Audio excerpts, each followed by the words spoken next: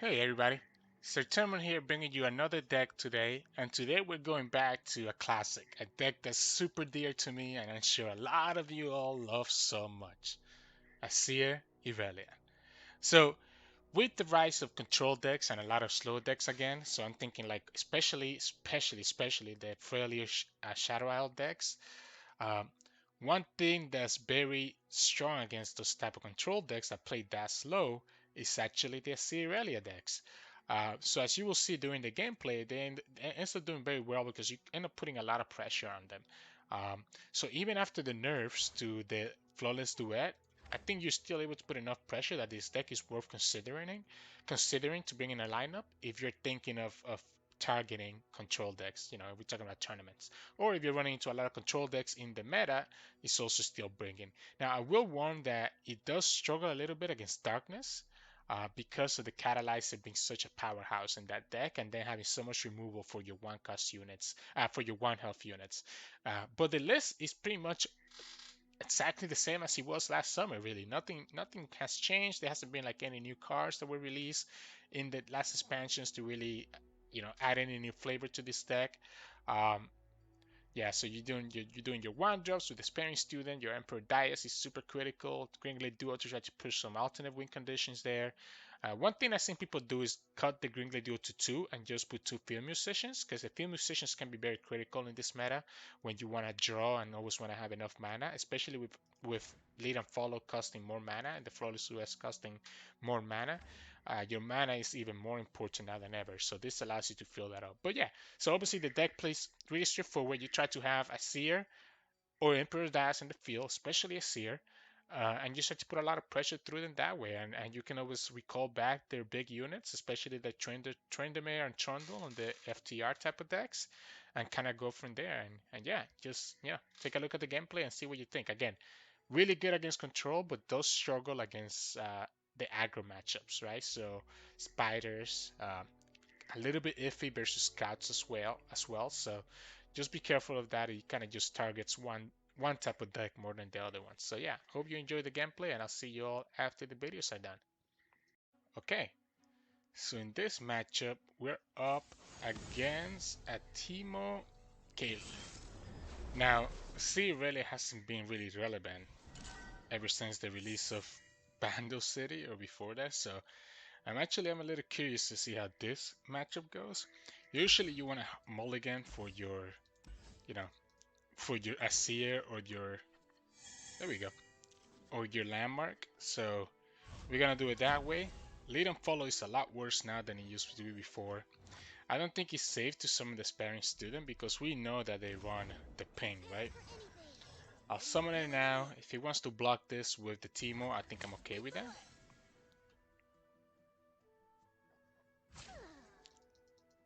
I'll take that. It's a little bit weird because, right, it's one of our only units.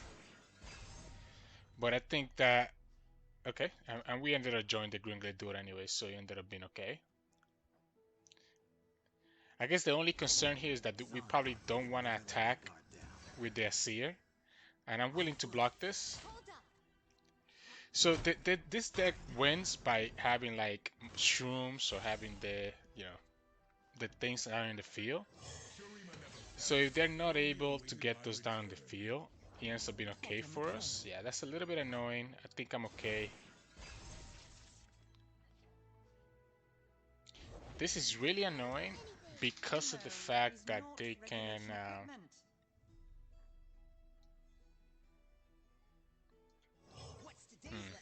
I think I'm gonna have to take this damage. Because what I don't want to do, I don't want the Azir to die. And I want to start with the Ribbon Dancer next turn, where I can do the Ribbon Dancer into a buffed up sparing student, right? And have enough mana for lead and follow if he does try to do something. He can always kill this, unfortunately. This is the big nerf with lead and follow, right? And now the Flawless Duet is 2 mana, so I could not have saved that there without wasting the other thing. Unfortunately, this does give the Caitlyn just more power, to be honest. Oh, he doesn't even block. That's interesting that he didn't block. We are getting close to leveling up the Azir. So, and we have this to be able to block next turn if we need to. Problem with lead and follow here is that it's gonna get punished. It's gonna get punished by Mystic Shot.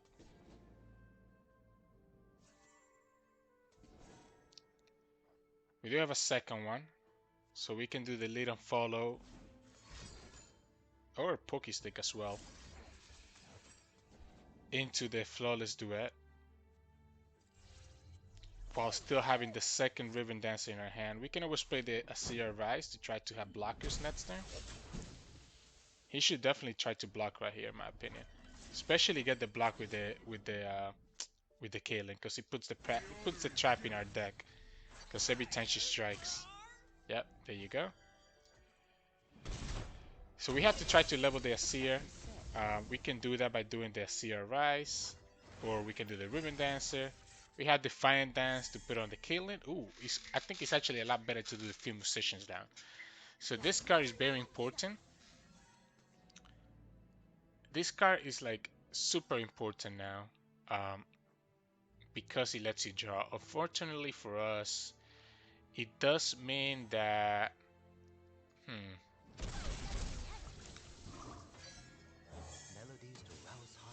I can actually get the draw right now. Unfortunately for us, it does mean that we're gonna be drawing the flash bombs and the puff caps. We're at 8 HP, which is a big deal. So part of the reason I didn't want to block there is because he could have actually leveled up the Teemo by just doing the Mushroom Cloud. And funny thing is that he can actually do the Caitlyn. Again, kind of strike with Caitlyn here, like just block with Caitlyn and go like that. So we level up Azir, so now he needs to actually start blocking and not just take this damage. We also get the draw here. Fortunately, we do 2 damage. Oh wow, he's gonna let the Caitlyn die. Interesting.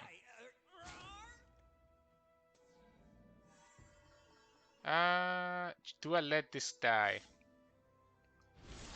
I think I do. I kill the Caitlyn now. So the reason I'm doing this, obviously, I don't want Caitlyn to level up, because Caitlyn leveling up would be a big issue. We cannot deal with that level up. The problem that we have here is that we have 6 HP, we have 8 puff caps in our deck. He can put 2 more in there.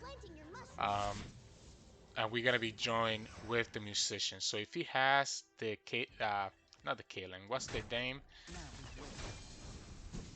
Oh man, and we also have 8 flash bombs, so some of this stuff is gonna get hit. Luckily for us, Azir does have a lot of HP. Yeah, so if he just needs to do the Karina, and we kind of just lose. Yeah, so Karina kind of just loses us the game here, because we're gonna get hit by 5.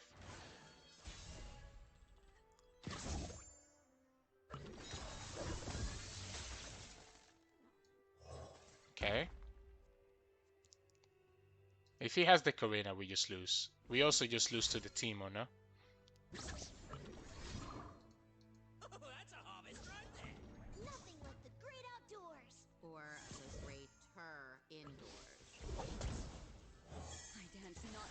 And we're gonna draw one more from here, unfortunately.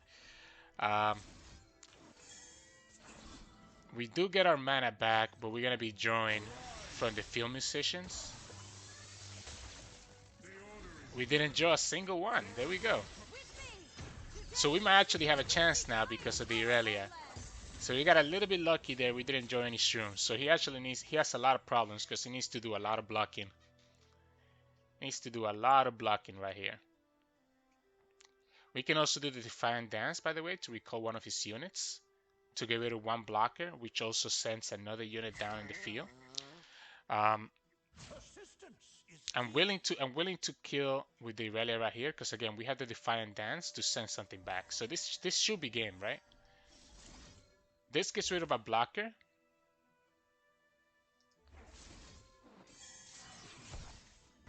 This gets rid of a blocker and gives us this Sand Soldier for us to attack with again. So now we still have a full attack, so we can attack with 4. And then we also have the Defiant Dance to be able to finalize something if we need to. So, okay, so he ends up doing that, which is fine. So he gets to save one blocker. We kill that guy. We can bounce back the Teemo. And then we just win. Because now he doesn't have enough blockers to stop this whole thing. So that's the power of Azir Irelia. Like once Azir levels up, it goes like you start doing a lot of damage to the opponent. And we got as close as possible to dying here. So that's as close as he gets. And we attack with everything. Now we have 2 Blaze Surges, and he cannot do anything about it. Wow. That was very close. That was actually very close. But you can kind of see how it plays out. So yeah, good game there. Okay. So in this matchup, we're up against Spiders Iceborn. So Iceborn Spiders. So Azir Irelia was really good deck because it could usually do really well against like these slow type of decks. So I think we actually have a good chance here. We do want to be able to get either Azir or the Landmark. Okay, so the Emperor Dias is not bad. This is a little bit vulnerable to freaking Biofeast though. So I need to be careful about that. I do need to be careful with the Biofeast. Do I force?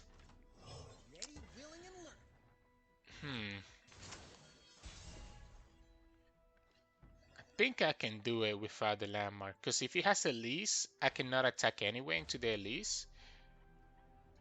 So I think we can just get the free damage in. If he has Biofeast, he does it anyways. At least this kind of gives us a little bit of a level up in the Irelia. So if he has Biofeast, he can do it right here. Yeah, there you go. And now we can play the Emperor Dias.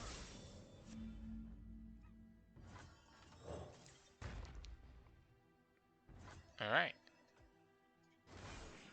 So... oh, there we go. Okay. So now we can play Azir. So Irelia, especially after the nerf to the Flawless Duet, she's not as potent as Azir is. Azir is a lot more important than Irelia, like for sure. So here we can do the Riven Dancer. We do not have enough mana to play Irelia plus the Flawless Duet, so I think there's no point in playing the Irelia for now. So next turn, we're just going to open up with the Riven Dancer and go from there. There's also consideration that we can just... so if we block this here, we get rid of a blocker. This goes down to 3 HP. He can just play... so he's going to play the... Calling Sensation, and then allows him to place the Iceborn Legacy next turn. I think I'm okay with that if it means getting rid of an additional blocker. So if he has the Calling Sensation here, he's gonna do it right now. Gives him 3 Spiders, and then the Iceborn Legacy next turn, which he has enough mana to do it. Lets his it will allow his Spiders to be able to block. So here we're actually gonna do the Sparing Student first. I think it's actually better because that way we can set up a big attack with the Sparing Student, and we can do the Riven Dancer afterwards. Now he has a choice here. Even if he does the Iceborn Legacy, we still have a big Sparing Student that's gonna hit. In addition to that, the Riven Dancer can still do a pretty good hit. And we have a Riven Dancer for next turn as well, which will buff of our Sparing Student even more.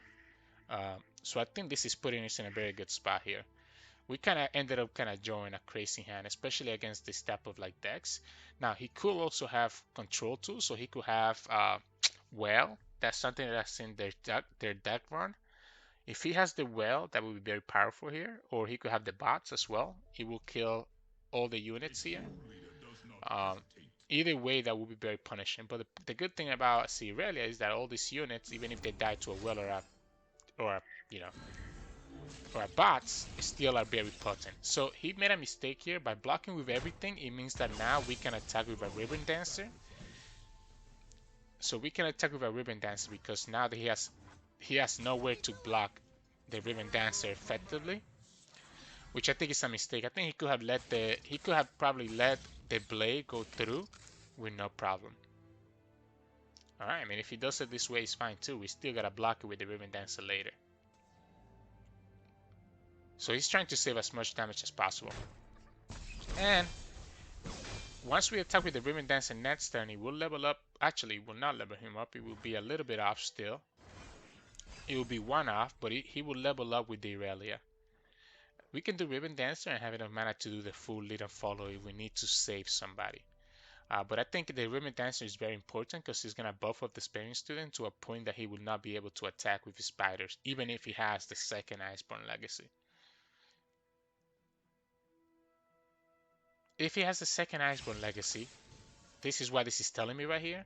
So he's opening like this because he has the second Iceborn Legacy. So if we block with the Ribbon Dancer, he will just be able to buff with the Iceborn Legacy. I want to force it out of him. If he has the Iceborn Legacy, I think I'm okay with that. If he has the Iceborn Legacy, he spends all his mana here. Otherwise, yeah, there we go. And we can do this. Level up the Azir. Okay, I thought it was going to be 1 off, but I forgot that both the Azir and the Landmark are on the field, so we ended up summoning 4 units. So now he's in a spot again. If he has the whale, or he could have the bots, he could kill all this stuff. But we even have the lead and follow to be able to bounce it back and send it. You know, we can bounce back the Ribbon Dancer, which saves it, and it still be able to do Blade Dance 2, plus the 2 Sand Soldiers to push a lot more damage. And here we go. Oh, just Battle Feast? Interesting. Interesting. Huh. Alright. So he's gonna go with the Battle Feast. So I think... I'm trying to decide if I want to do the Irelia right now. Because with 3 mana, what can he do? Or if it's better to save my mana. So next we're gonna have 6, 9. So we summon Irelia, that's 3. Her Flawless Duet is gonna be 5. This is another 2, and then the Flawless Duet is another 2. So we're gonna be at 9. So all we need is 9 mana. So I think it's probably better to just save the Irelia for next turn.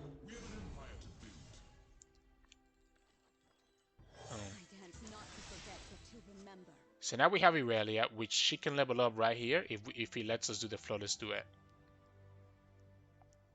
He could have Avalanche, which would be a big punish for summoning the Irelia right here. He doesn't have it. So we're gonna attack like this. There's a consideration that the open attack was better, but I think it's better to do it this way. Again, we still have enough mana to do the lead and follow, plus the Flawless Duet that come from it. If he's saving, the well or saving the bots, that would be such a crazy move from him, in my opinion. If he's been saving it this long, I mean. He probably has another Iceborn Legacy, though, is what my guess is right here, based on the way that he's playing. The problem is that if he does that with the Iceborn Legacy, I guess he gets to save both his units. Oh, he doesn't even have it. We don't need to commit this right now. We can save this to be able to save the Irelia if we need to. So here, I think we attack with everything and just swap as we need to. Because now we have 2 swaps, which means that we can actually shift Azir into a position that we like. So like, for example, if he blocks, he has to block the Sparing Student, right? And has to block the Azir because they are doing 9 and 8 respectively. What we can do right now is that we can actually swap Irelia with the Azir. So if we swap the Irelia with the Azir, he's in a position where he has to kill the Azir, maybe. So maybe it's actually better to swap with the Sparing Student. I think it's actually better to swap with the Sparing Student. It still presents lethal, but if he has the Vengeance, it's going to hit the Sparing Student instead of hitting the Azir. So I think we do it like this. So now if he has the Vengeance, he has to Vengeance this instead of the Azir. And we can always swap also with the Ribbon Dancer, by the way. Okay, so now he has to do it over here. Alright, so the reason I did that is because now it allows me to recall this if I need to. Trying to debate if I want to. We can just pass here. I think I'm okay with that. We're gonna save this Blaze Search in case that he has a Bio Feast, because we can just win here by doing the lead and follow.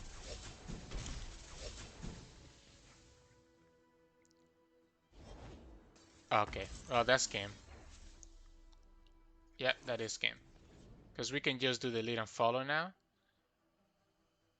I guess it's not game actually, but it's gonna be game in the next turn.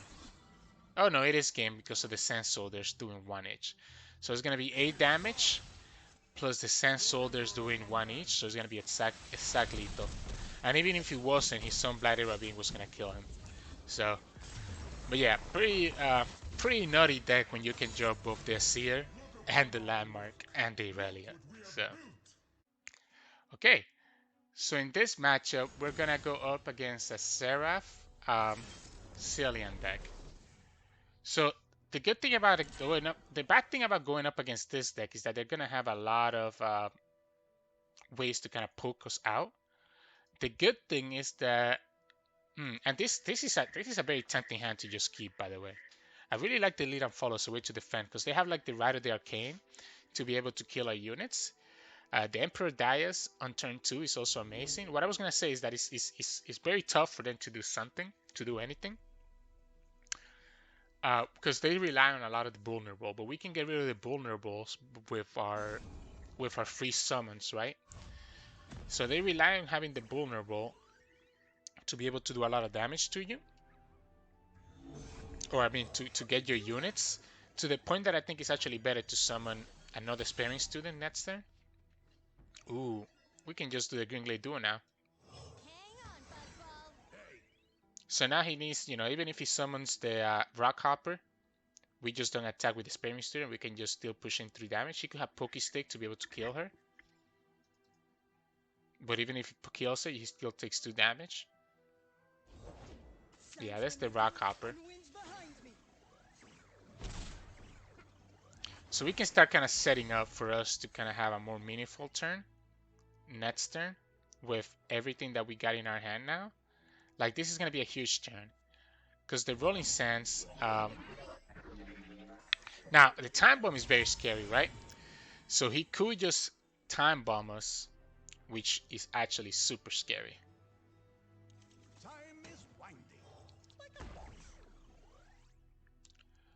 So unfortunately, I think I'm gonna have to.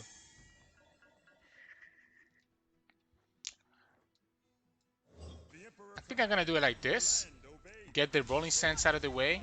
If he has a second Rolling Sands, then that is a problem. Then, we don't summon the Azir. So as long as he doesn't have a second Rolling Sands, we might be okay. Oh, that's huge. Unfortunately for you, I do have an Azir on the field now. So I'm able to do this, and now I'm able to push for all this damage. I can leave this back. We don't need to attack with him. We can just wait for him to use him as a blocker against a bunch of stuff. Doesn't really have a good block here. Yeah, that's fine. Again, the problem is going to be the time bombs, right? So if he gets the time bombs, we are going to be in trouble because he's going to kill 2 of our units, which is probably one of the good things why we left the Sparing Student back. We can set up another turn next turn where the Glinglet Duo does a lot of work. If he has the time bomb, we do have the lead and follow to stop that.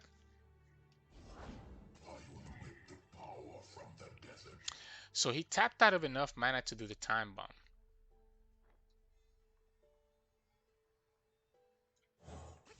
We still have enough mana to do the lead and follow on the Azir if he tries to do the Rite of the Arcane. Surprisingly, he didn't do anything here, so that is a little bit annoying.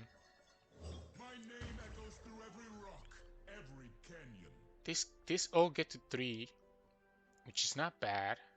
If he tries to kill something, it gives us even better opportunity because then we can do lead and follow and have the Sparing Students be huge.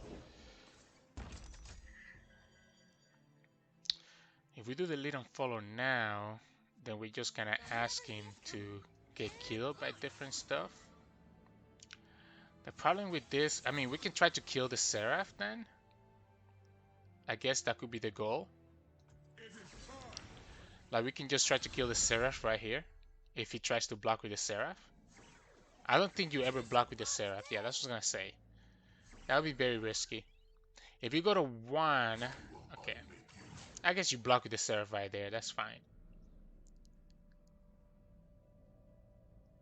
How do we lose this? Xerath could be very scary, so I think we do lose if Xerath becomes like start doing a lot of damage to us.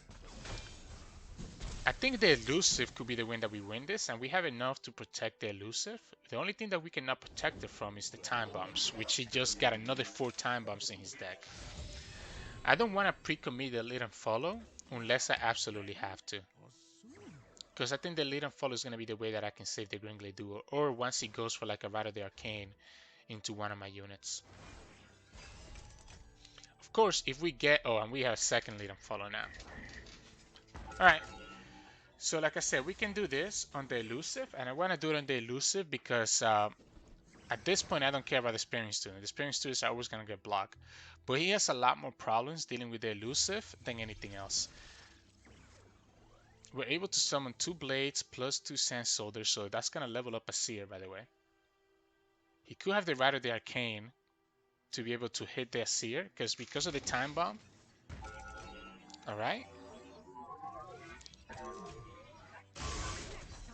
So the Rite of the Arcane still can still kill us, or at least kill the Azir.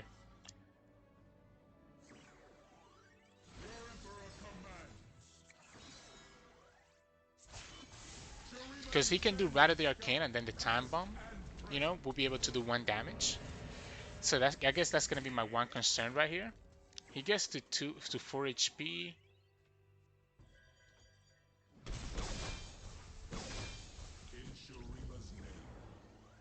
Actually, he does 2 damage here. So he's doing a lot of damage to this Azir. We can save our mana. So that's going to be 3 damage on the Azir. So Azir is going to be at 2 HP. But I think 2 HP is all I need.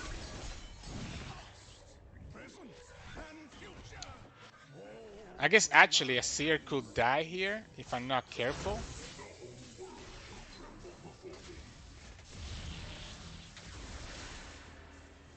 Because what he could do...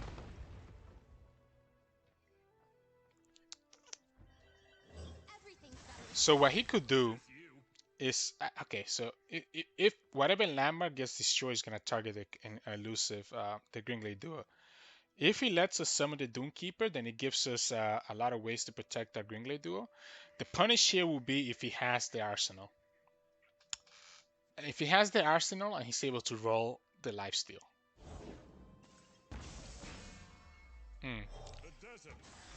That's not gonna do it. So I'm gonna do it this way again to have a way that I can defend. Because now if he destroys a landmark, it's actually gonna hit. And we can summon the second Gringley duo. So now we have 2 elusives and we have ways to protect her. So we have enough mana to play the rest of our hand. So even if he has a second stun, you still have to deal with a second elusive. We have the lead and follow to protect one of them. So one of them is gonna get destroyed. Actually, he didn't have enough space to do the rock hopper, so this should be game, right? Because he has to deal with 2 elusives and has to deal with all the damage that we're dealing. We also have the lead and follow as a backup if we need to finish it, and we also have the shape stone to be able to kind of push lethal if we need to.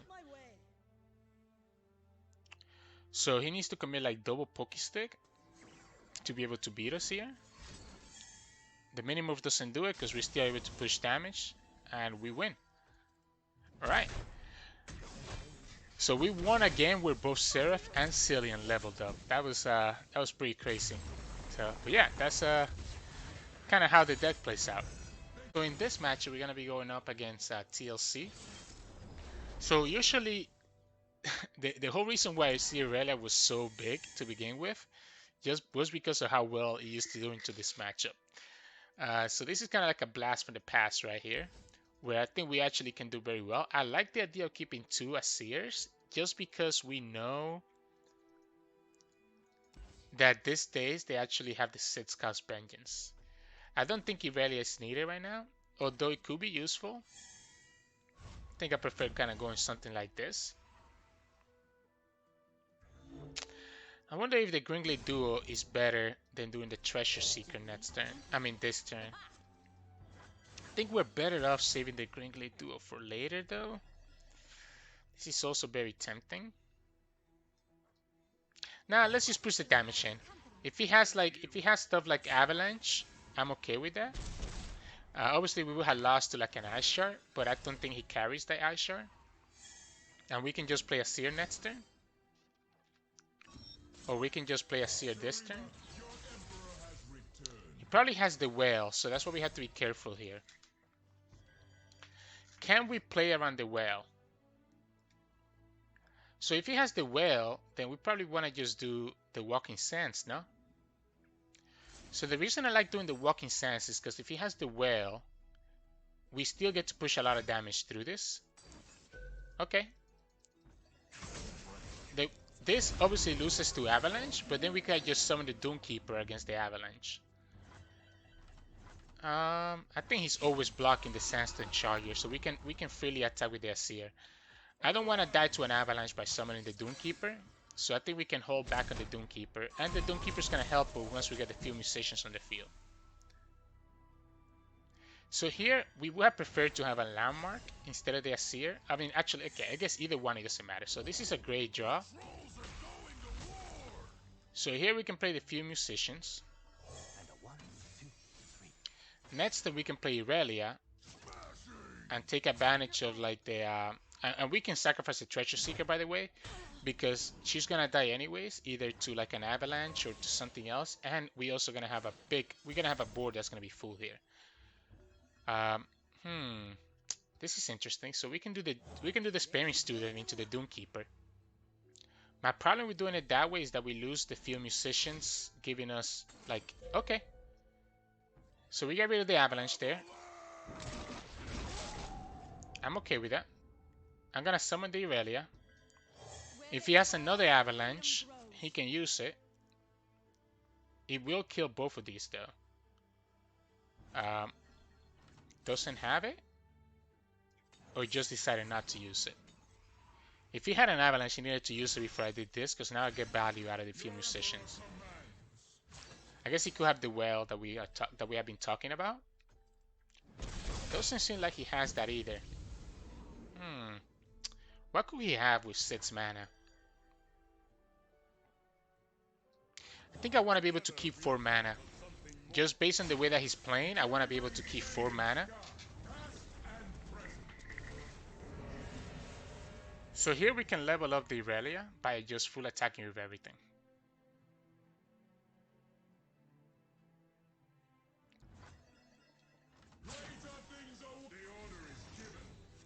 I want to put a lot of pressure on him. So here Irelia levels up, gives us the Blaze Surge. So now if he blocks the Azir, we can Blaze Surge into the Irelia to threaten, or we can just let it die. I mean, we can just let it die, right? We have another Azir in our hand. I'm pretty sure he has enough mana for a freeze. So I don't need to do that. I'm okay letting him die, actually. Sure, we lose our field musicians, but he's still down to like 4 HP. I think as long as Irelia survives, which she might not, just because now he has the Ice Pillar. Wait, why didn't he play the Ice Pillar first? I think if he played the Ice Pillar first, he actually has a chance of winning. By him playing this first, now he cannot challenge the Irelia. So if he played the Ice Pillar first, he could have challenged the Irelia and then been able to kill her that way. But he decided not to do that. We can just pass. We can always Homecoming the Irelia. I like the Blossoming Blade.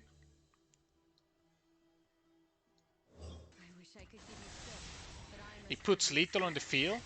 a couple different ways. Okay, so that's just another whale. We can just buff the Irelia, or we can recall.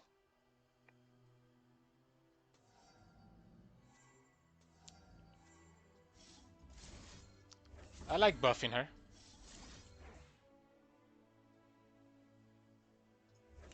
I like buffing her and doing this. So the problem with buffing her now is that if he has like a Battle Feast, I'm gonna be in trouble. He only has 7 mana down. I think he just loses if he does that, right? Yeah, he just loses now to the rest of my board.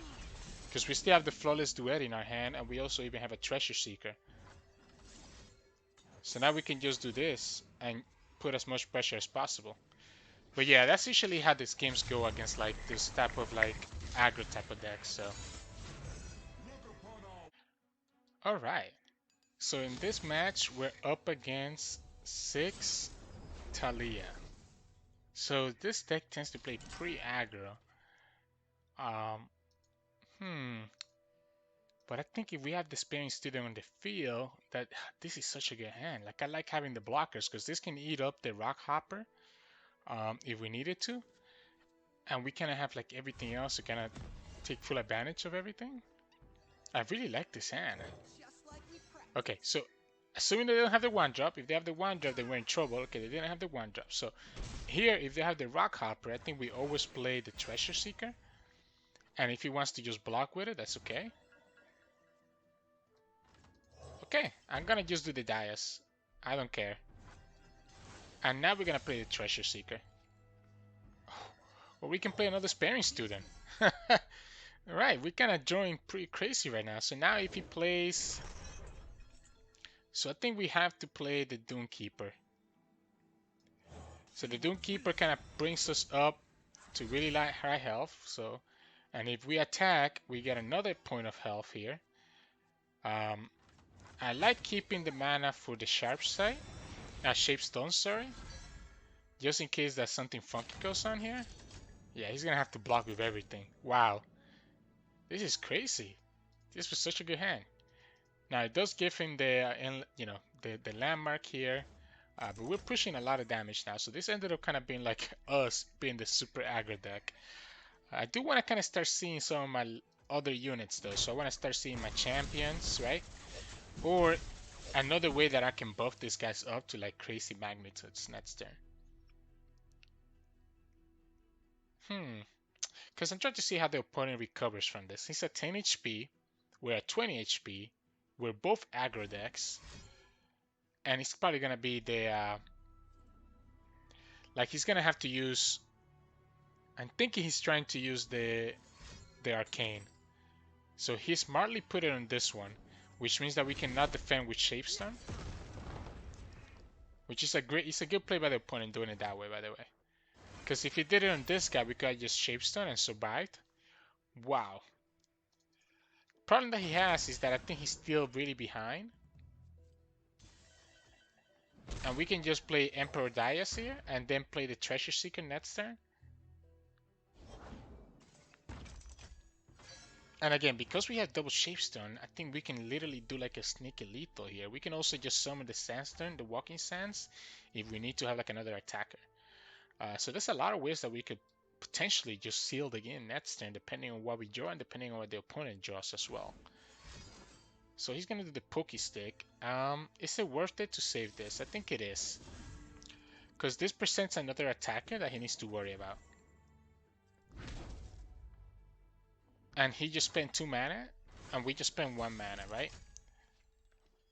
Wow, I think this is it. I think this is the play. So the Blossoming Blade means that we summon 2 Sand Soldiers and do a lot of ship damage here. And then we can just attack with Shapestone as a backup as well. I'm gonna keep the Shapestone for another Pokestick in case that he has like a Pokestick for my Sand Soldiers. Like this is not gonna die to this to the bot anymore, so we don't need to kill the Debot right here. We could just kill the Debot, which means that then he has to worry about a blocker for the Sparing Student. That is also an option. I'm trying to see what the better play is here. Do we do it now or do we wait until later? Because the problem with doing it now, is that I won't be able to sneak in the lethal if I get the lethal, because I want to be able to attack with everything this turn, right? It does give him the blocker, so maybe I'm wrong. Maybe that was a mistake. Okay, so here he only has enough mana to do a Poke Stick. So if he does a Poke Stick on any of these guys, we still survive. And maybe we just don't do anything. Maybe we just let him react first. No, can we go to 1 and just call it like that? Or do we present lethal right here? I think we can just go to 1. The problem is that if he has another Poke Stick, he's gonna try to use it on the Sparring Student next turn. So I think I need to do this. I think I need to present lethal right now. I'm forcing to have to Poke Stick this right now, which means that our Sparring Student, yep, our Sparring Student stays alive. Because if he didn't do the Poke Stick now, he would have done it next turn. And if he does it next turn, he can just kill the Sparring Student for free. And we just kind of use that. We'll probably use the use it anyways. Oh wow, so this is huge. So here we can present lethal because we have both Emperor Diases. So if he taps out of any way to react to this, he just loses. Well, yeah. Oh wow. So okay. So here we didn't draw a single champion, but because we had the Sparring Students and we just had a super aggro hand, you can kind of see like the other way that this deck can just win you the game. And that's game. He shouldn't have a way to deal with this. Not with double Dias and the triple attack right here, because he's at 1 HP, so any of these units is lethal. He can block one, but he doesn't have enough for everything else. So yeah, so the aggro deck kind of gets outsmirked right here. There you go. He did very good though. So hey, welcome back everybody. Hope you enjoyed those gameplay, those ranked games of me showcasing the Azir Irelia decks. Really, as you saw there, especially against the matchup with the Spiders Elise deck and also against the matchup against TLC, the deck tends to do really well against those type of control decks that play really slow and doesn't really care about their AoE that much. To a point that, I mean, you know, the hardest thing about going against those decks now is that they might have the Stitzcast Vengeance to just get rid of their Seer right away. But even with the Seer dying, I think you still can find enough pressure just because you're constantly poking them down that you can put up a win that way against those type of control decks. But yeah, hope you enjoy the gameplay. I do think Azir Irelia has a position in the meta, especially in the tournament meta where you want to just target control decks and you can just ban their bad matchups. So I wouldn't be surprised to kind of see some versions of this deck kind of popping back in the meta. So for those of you who enjoy the Azir Irelia meta, you might not like that, but kind of how it is. So I hope you enjoyed the video. Again, just drop a follow on Twitch, or you can also subscribe here on YouTube. Those are my main two sources where I post a lot of my gameplay or go live. So see you all next time and have a good day.